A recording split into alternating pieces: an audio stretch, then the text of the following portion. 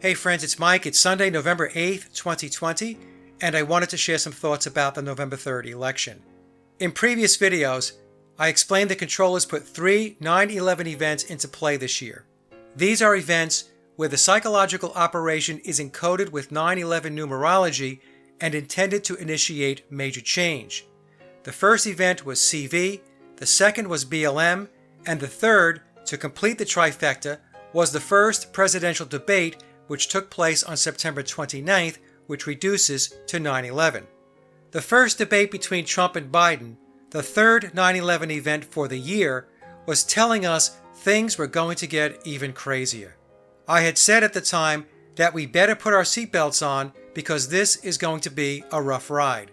I also said, like many others who were keeping a pulse on the occulted aspects of the controller's game plan, that the election would be a total circus. And that's exactly what happened. How anyone is surprised that there was blatant election fraud is beyond me. Rigging elections has been with us since the beginning of time because anytime you have people or groups of people who have something to gain or something to lose, there's going to be cheating and stealing involved. In a world of blatant materialism, power hungriness, and massive egos, rigging elections is a no-brainer. I was looking at the popular vote numbers and something struck me as being very odd. We are told, as of today, November 8th, that 75 million people voted for Biden and 71 million for Trump. That's a total of 146 million people allegedly pulling the lever. The Census Bureau tells us there are 253 million people in the U.S. who are 18 or older, and of those 253 million people, 213 million or 84% are registered voters. So if we take the popular vote and divide it by the 213 million registered voters, the puppet show would like us to believe that almost 70% of those registered to vote actually went out and voted. Between you and me, I have a hard time believing those numbers. I don't think there's any way that many people showed up to vote. Think about trying to get 70% of a population to do anything. We would have an easier time herding cats. Another thing that I thought about is the archaic setup of the process to count votes. Many large corporations spend millions upon millions of dollars each year to implement and upgrade their internal and external IT systems with the goal of better end-to-end integration where applications and systems across their enterprise send and receive information efficiently and effectively. The CIOs of these corporations will tell you this integration is a perpetual motion machine that requires lots of money, and you're never done because the world is not static. In other words, change, good or bad, is inevitable, and the infrastructure needs to be adaptive. So if I take this example and apply it to voting, we have thousands of polling stations throughout the country in every town, and we are to believe almost all of these precincts have the ability, within several hours in many cases, to forward their results so the votes can be compiled and counted at a higher level. Think about it this way. There are 50 states, all with hundreds of towns and cities, large and small, and then think about the network that would be required to connect and wire it all together at a town, county, state, and federal level. I don't know, but this is another scenario that I have a hard time wrapping my head around. I also question whether those voting machines are counting anything. People just assume that once they fill out their ballot that their vote is counted. The problem is, once you're done filling out your ballot, it's then handed over to the government.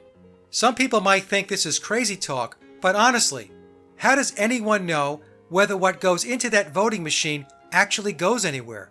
I'm having a little fun with this, but my point is, there is absolutely no way of knowing if what is shown by the mainstream media regarding election results is even remotely accurate or capturing the true vote. It's possible the votes we are shown on TV are numbers manufactured by the controllers and have no correlation to reality. The mainstream media lies about everything, and I mean everything. So what makes people believe election results would be any different? The answer is, it's not any different. We have to keep in mind that there is a one world agenda being implemented, and the subjects, that would be you and me, are not going to be allowed to fuck it up. Which reminds me of the quote credited to Mark Twain, "If voting made a difference, they wouldn't let us do it." So the bottom line is, it's all controlled, all of it.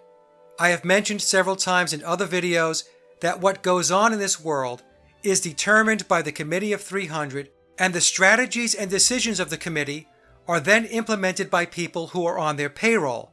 These people belong to the Council on Foreign Relations, the Trilateral Commission, the Bilderberg Group, Tavistock, the Club of Rome, NATO, Silicon Valley, the intelligence agencies, etc.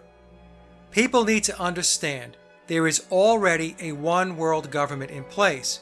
It all started with the Act of 1871, and then it was followed by the Federal Reserve Act signed by Woodrow Wilson in 1913, and then brought into its current iteration with the creation of the United Nations in 1945.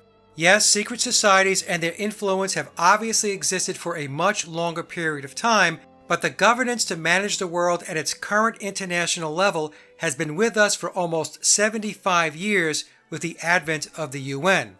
Here's a sample of some of these international organizations: the Bank for International Settlements, the European Central Bank, the Food and Agriculture Organization of the United Nations, the International Labor Organization, the International Monetary Fund, the International Telecommunication Union, the Organization for Economic Cooperation and Development, the Statistical Office of the European Union, the United Nations Conference on Trade and Development, the United Nations Economic and Social Commission for Asia and the Pacific, for Africa, for Europe, for Latin America and the Caribbean, and for Western Asia, the United Nations Educational, Scientific, and Cultural Organization, the United Nations Human Settlements Program, the United Nations Industrial Development Organization, the United Nations Office on Drugs and Crime, the United Nations Statistics Division, the World Bank, the World Health Organization, the World Tourism Organization, and the World Trade Organization.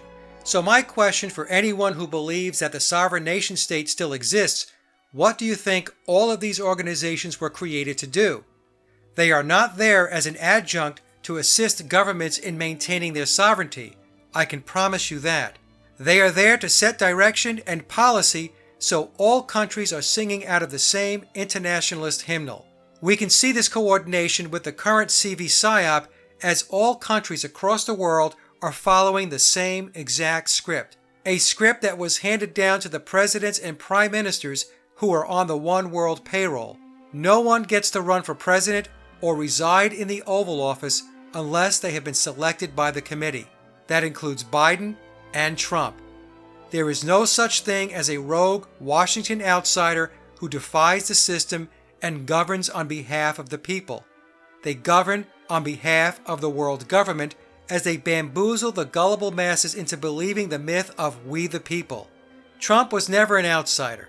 He is well connected, and he played his role on behalf of the committee. That role was to whip up the nationalist fervor and then stick a pin in it and pop the balloon. It's no different than what happened with Brexit. They chose Britain because of the Magna Carta, and the United States for its Declaration of Independence and Constitution. Both countries were bastions of freedom and individualism, and the controllers knew they needed to demoralize the masses into submission. People cheered on the nationalist ideology and watched it become larger than life, only to have the rug pulled out from underneath it at the last minute. From the controller's perspective, these movements have been neutralized, at least to the point where they are less effective in getting their message out. The ruling class strives for a critical mass of acceptance, and they will lie and deceive to achieve that acceptance via their controlled and complicit media. And as time continues on, and people get back to everyday life, the importance of movements like Brexit and Trump's nationalism will eventually subside, especially as the older generation dies off and the younger generations, who have no historical reference, will simply embrace the reality presented to them. This is why the education system is indoctrination. Another tool used to upend the nationalist mindset was QAnon, which in my opinion was and is a psychological operation and in all likelihood created by Tavistock and put into play by US and British intelligence. It played a significant role in promoting Trump as the savior who was going to drain the swamp and take out the bad guys, not only within the United States, but across the world. I believe the engine behind QAnon is an artificial intelligence that assesses the ideology of people who do not accept the New World Order agenda. The QAI factored in a multitude of conspiracies, including accusations that factions of the elite are involved in Satanism and pedophilia, and took these data points, which were gathered from sources like Facebook, Twitter, YouTube, online forums, websites, etc., and created a narrative and Q drops to capture the attention and focus of millions of people who, although good-intentioned, fell into a psychological trap and were being manipulated and controlled. The Q followers were set up only to have their bubble popped and then be confronted with frustration and demoralization when the revolution that Q promised did not materialize. An example of the demoralizing tactic the controllers used was when many of the Q YouTube channels were removed right before November 3rd. I believe the deleting of these channels was always part of the strategy in order to create confusion and frustration across the Q community.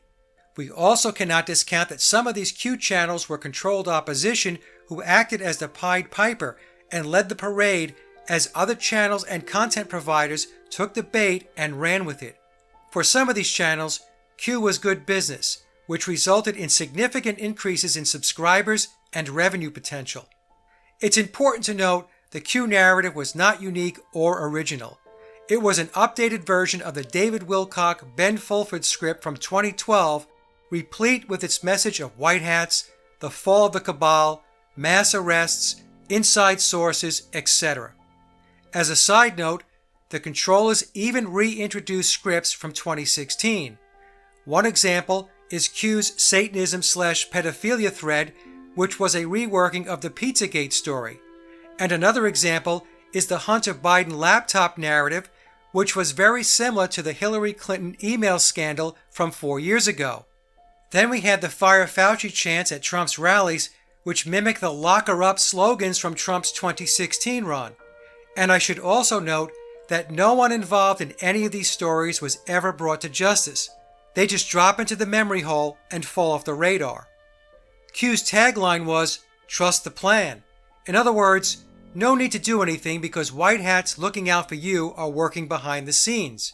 And so, trust the plan, which really meant do nothing, is exactly what so many Q followers did, as they believed Trump was their messiah and had it all under control as he played 4D chess. Others in the Q movement believed JFK Jr. is still alive and was going to step forth with Trump to bring the country back to Camelot. It was beliefs and premises like this that did not help their cause. So Q had three objectives. One was to capture, rein in, and occupy that portion of the population, a demographic if you will, that sensed something was very wrong with the country's direction. And two, to paint the Q followers as a bunch of fringe conspiracy nut jobs and then smear them in the media, much like the mainstream does when they equate anyone who researches conspiracies as another version of Alex Jones. They love to broad brush any divergent viewpoint with a coat of generic tinfoil paint to marginalize and neutralize groups that they deem as problematic. The third goal, and in my opinion the most important, was to drive a stake right through the heart of nationalism. It will be interesting to watch and listen to the Q talking heads to see how they plan on spinning what is clearly a debacle for them. Of course, there will be the rationalizations. They will insist the legal avenues Trump will allegedly pursue will reverse the outcome of November 3rd, but if we are critically thinking, we know lawsuits, especially to this magnitude, will take years, and there will be no remedy via a legal system that is controlled by the very same people who control the outcome of elections and the presidency. In other words, it all played out exactly the way it was planned and scripted. The biggest fallacy of many is they believe the President of the United States is the most powerful person in the world, when in fact, they are not. They have people and organizations they answer to. How can Trump have been the 4D playing savior when he allowed Anthony Fauci and Bill Gates to commandeer his message and the headlines for over 9 months and counting. Why wasn't Fauci fired? Why wasn't Gates told to shut up?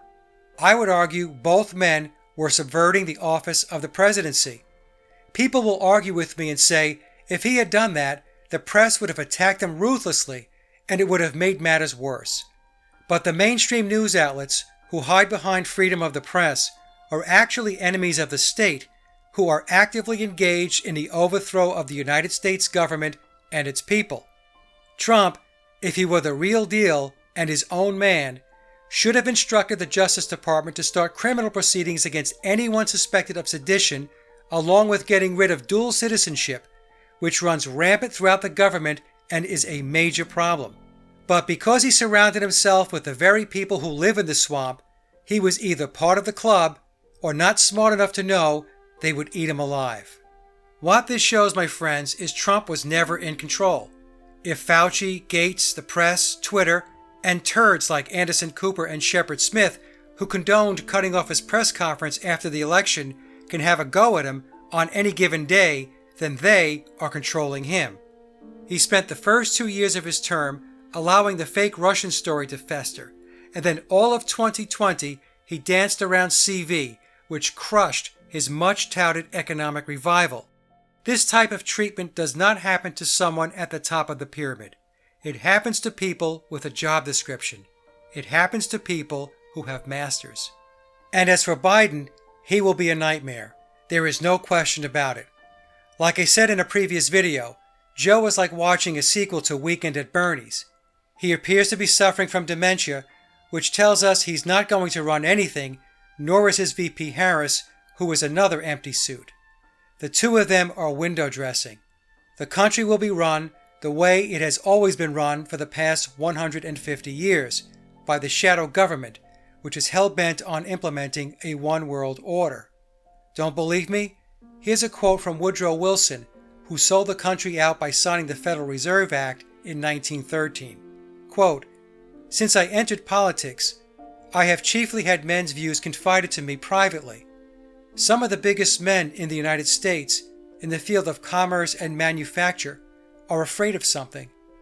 They know that there is a power somewhere so organized, so subtle, so watchful, so interlocked, so complete, so pervasive, that they better not speak above their breath when they speak in condemnation of it." And that was Woodrow Wilson. Now, before I head out, I'll make a prediction that Biden won't even make it 4 years, which means by 2024, the U.S. will have a communist sitting in the White House. Friends, it is truly a spiritual battle, and it is imperative that we continue to press on and speak the truth and transcend any effort by the parasitical forces to keep humanity boxed in and disconnected from our spiritual consciousness. Never give up, because the light will prevail. Thanks for listening.